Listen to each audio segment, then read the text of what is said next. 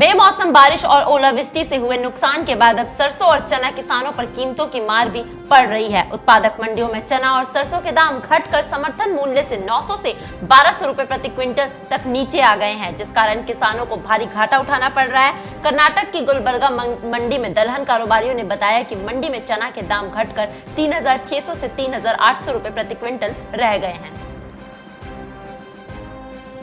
आज नीमच मंडी में लहसुन की अच्छी खासी आवक देखने को मिली है। लगभग मंडी के अंदर अनुमानित आवक 14,000 से 15,000 बोरियों की रही, तो वहीं मंडी के बाहर करीब 3,000 से लेकर 4,000 गाड़ियां लहसुन के माल से भरी खड़ी रहीं।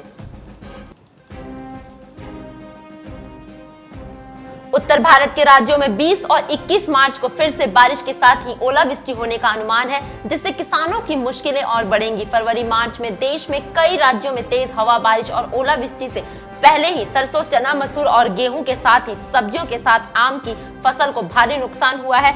20 मार्च उत्तर प्रदेश, मध्य प्रदेश, महाराष्ट्र और तेलंगाना में बारिश का अनुमान। मार्च महीने में अभी तक 3 बार मौसम खराब हो चुका है, जिससे बड़े पैमाने पर रबी फसलों को नुकसान हुआ है।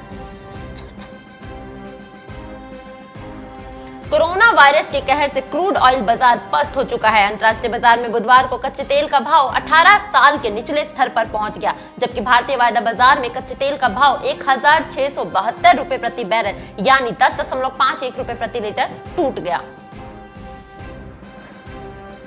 नेफेड के न्यूनतम समर्थन मूल्य से कम दाम पर सरसों की बिकवाली से स्थानीय तेल तिलहन बाजार में सरसों और सरसों तेल के भाव पर बुरा असर दिखा है और इसके साथ ही भाव तेजी से नीचे आए हैं। हालांकि सोयाबीन तेल के भाव में तेजी का रुख देखा गया।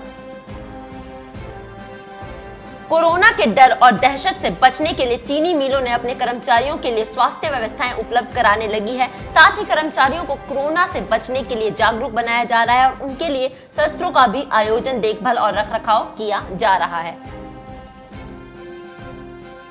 मलेशिया के पाम तेल बागान में अगले 2 हफ्तों के लिए परिचालन बंद कर दिया गया है। एक उत्पादक समूह ने बताया कि कोरोना के प्रयास को रोकने और सरकारी आदेश के तहत ये कदम उठाया गया है। उसने इसके कारण वैश्विक स्तर पर खाद्य तेल की आपूर्ति को लेकर चिंता जताई। मलेशिया दुनिया में पाम तेल का दूसरा सबसे बड़ा उत्पादक देश है। दक्षिण पूर्व एशिया में कोरोना से संक्रमित मामलों की संख्या मलेशिया में सर्वाधिक होने जाने के कारण आज उसने अपनी सीमाओं को बंद कर दिया।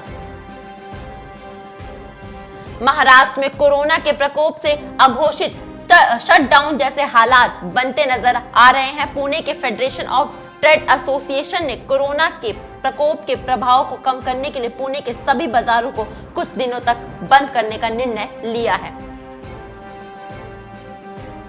महामारी से भारत के कपास और कपड़ा निर्यात पर असर नहीं। भारतीय कपास संघ ने कहा कि नए कोरोना वायरस निमोनिया महामारी से भारत के कपास निर्यात पर महत्वपूर्ण प्रभाव नहीं पड़ेगा। 2019 से 20 में भारत के कपास निर्यात का अनुमान 42 लाख गांठ लगाया गया है। कपास की एक गांठ 170 किलोग्राम की होती है। फरवरी के अंत तक भारत में इसने चीन को 6 लाख गांठ कपास का निर्यात किया था।